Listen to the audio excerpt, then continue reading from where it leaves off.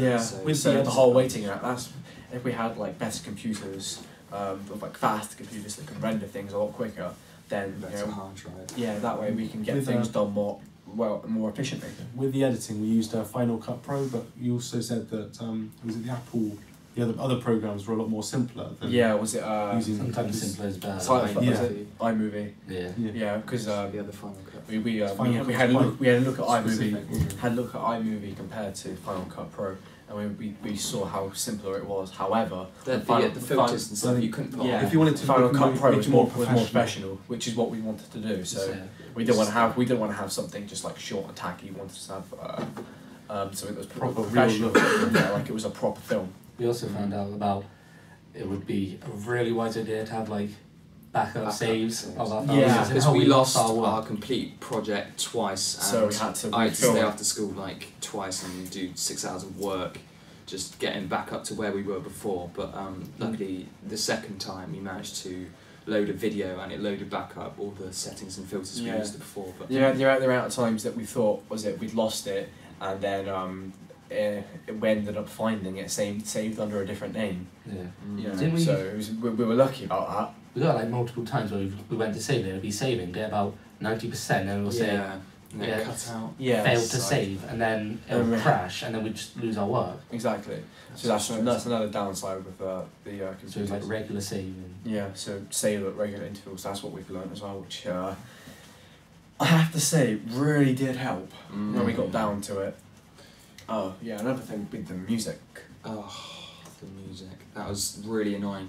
Considering we were trying to get like a independent music kind of soundtrack to it. Dark feel to it. So nothing on the like soundtrack or GarageBand. Soundtrack Pro we used on it. Yeah, soundtrack. And nothing on there had what we wanted. We looked around for ages. We tried to compose our own thing from like different instruments put together, but nothing really didn't work. So then we found sounds kind of tacky if you're just putting layers of instruments over each other. Yeah. So unless you're like professional with it, knowing how to compose music, it just sounds like a lump of sound. And we got some feedback from Michelle, who's our music lecturer, and she told us that like music beds, once you put down a music bed, it kind of gives a base to it, and then from there you can work on top. Yeah. The only problem with music beds is that they stop and start at different intervals, and they're only made for one whole project. Unfortunately, we had to try and link them together, and it was really hard. And there was a point on the thing where you can hear it just stop and start, which was hopefully a bit unnoticeable, but because we're the ones who edited it, we did try and fade it in and out as well, to make it look like a. We also added like a string effect, like when it was going through, didn't it? Yeah. So we were like able to add another sound to try and like mask that away. But so basically the sound was like a long piano sound all the way through, and we were kind of repeating. What we were gonna do was just have like a piano thing for the whole office scene. But then when it got to the chase scene, we are gonna have a bit more upbeat, well not upbeat. But it was really more confused. And we tried that, but it just didn't work. Going from this melodic kind of sound to an electric. I did guitar. get some feedback saying it was a bit sleepy, and it put you to. After watching it for about a minute, it just kind of blended in, and you didn't really hear it as much. We tried to make it a bit more quiet, didn't we? Because some of the audio at the start, I think, was a bit sort of out of sync. So if we tried to make it a bit more quieter, we could more focus on the movie, and then the music could really be like just a background music, giving a more eerie feel. Another point back to what Joe said about making people sleeping was that we then tried to put a bit of the bass or like a heartbeat sound, so add a bit more intensities to it, which would probably keep more people glued to the screen. We tried doing that. We found like a bass guitar on Soundtrack Pro to use, but it was too quick a beat, so it didn't really work. And then we found a heartbeat one, but that was just too quiet. And it was a little cliche, wasn't it? Chasing here in the heart. We did try and speed it up and slow it down, but it didn't want to work. But when you do that, the frequency gets pushed together, obviously, and it'll get like higher pitch, so it didn't sound right. So it would be like rather than normal. Yeah, like a normal heartbeat.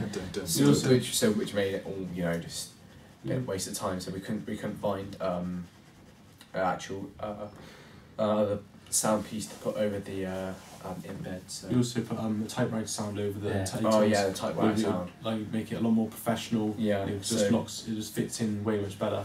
So that's with the titles, it fits in like perfectly with the typewriter effect, and we've actually found like the perfect typewriter sound. That was just it synced up so well that actually you can actually go with your fingers and feel like you're typing it too. Yeah, which was really well. It was a little hard to sync that at first though, because you have the title with the stuff in it, and if it's a shorter name or whatever, it will type slower. So you had to slow the clip down, which was frustrating.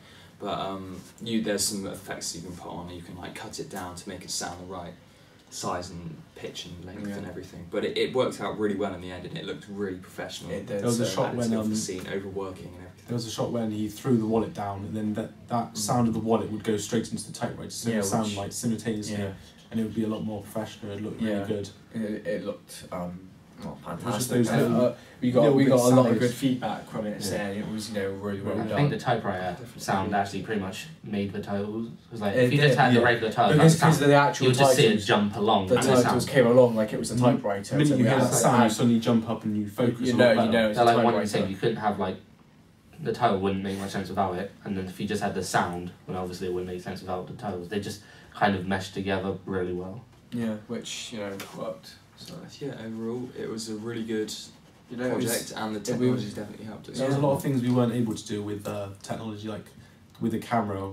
We were trying to aim for a focus pull where you pull the camera out while zooming in, giving an effect on the face or something like that. But we weren't able to do that because I think the technology of the camera wasn't that high standard. It wasn't a good enough camera. Like It was a HD camera, but like the like big budget films and whatever, they use like Peter said, high tech cameras. While we only had like a small handheld HD. Yeah, which is almost shaky as well. And so we did use a tripod, which we did use the tripod did work. The only some problem scenes that we tried to film, the tripod just didn't work, and you just had to do it by hand to get the full effect of it. Yeah. The problem was with the point of view shots. With the tripod was the restriction we had. Like for example, one of the shots we had when the kidnapper was running up the stairs.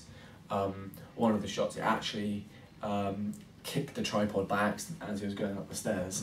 They do get in the way. Exactly. Quite a lot, But so it's either we have to compensate for it, we either have a shaky film being filmed by handheld, or we have a tripod which restricts movement in the actual shots. Yeah. So I think there was a good mix overall though. Just we did use handheld, like for example where you see the kidnapper, like point of view shot chasing the character played by Soph.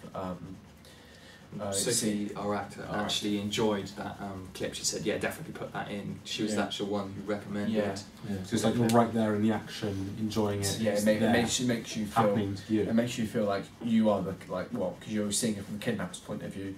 You may feel like a kidnapper, which may cause a bit of distress. That's the thing with the handheld, which you can tell it's running. That kind of also distinguishes the people saying that who didn't understand whether the detective was the kidnapper. If you see him walking and then the point of view of the kidnapper running, kind of just helps tell. Because if we had the actual detective chasing, we would have used the shot to actually show we wouldn't show the face, but we've already shown the face of the detective, so it doesn't really work. Keeps that eerie effect into it. And so that's basically what we've learnt from technologies and how they've helped us. Thanks very much. Thank you.